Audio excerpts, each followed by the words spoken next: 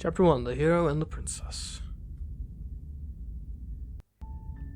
You're on a path in the woods, and at the end of that path is a cabin. And in the basement of that cabin is a princess. You're here to slay her. If you don't, it will be the end of the world. Nah, I'm out of here. Seriously? You're just going to turn around and leave? Do you even know where you're going? Nope. Fine. I suppose you just quietly continue down the path away from the cabin. Good. What we're being asked to do here is wrong. Better to wash our hands of this whole situation than to take part in it. Yes. Ignore that annoying little voice. He doesn't know what he's talking about. That's strange. It looks like this path also leads to the cabin. How convenient. Everything's back on track again. Maybe the world can still be saved after all. Not interested, man. I'm leaving again. Really keen on wasting everyone's time, aren't you?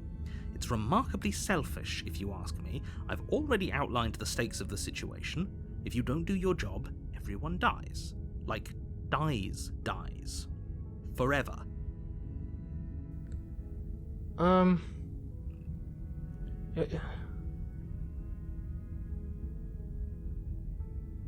don't care. I'm not killing a princess. Killing is such a gauche phrasing and completely ignores the bigger picture. Your task is to slay the princess because she's terrible and she's really got it coming to her. I mean, given my last experience with her, I kind of see where you're coming from, but... Turn around and trek back down the path you came. Oh, would you look at that? You're at the cabin again. Now, I'm not normally one for superstition or astrology, but I have to say, it seems like the universe itself is doing its best to bring you to your fated confrontation with the princess.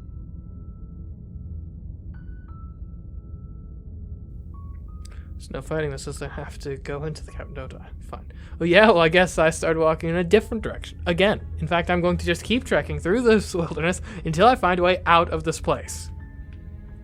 There's always a choice. Let me tell you right now that you're making the wrong one for pretty much everyone who has ever lived, as well as for everyone who ever will. Well, that's screw destiny. I am not getting involved. And here we go. As you trudge into the woods, something strange starts to happen.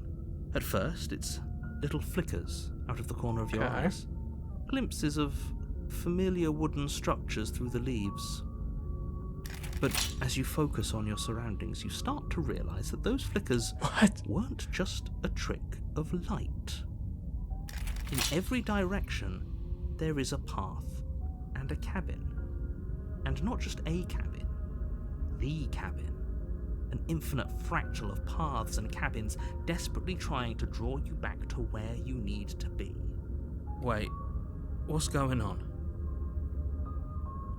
Really? You're too stubborn for that, aren't you?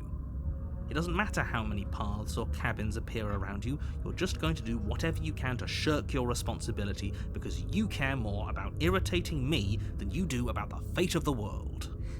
You've doomed us all, you know that, right? I mean, that's not how I put it. Otherwise you wouldn't just wander off into the forest in search of certain death. You lose track of just how long you spend aimlessly tromping through the wilderness. But it's not like any of that time spent lost in the woods really matters, because it isn't long before the world ends and everyone dies. Chapter 2. The Stranger. Well, that didn't really accomplish much, did it?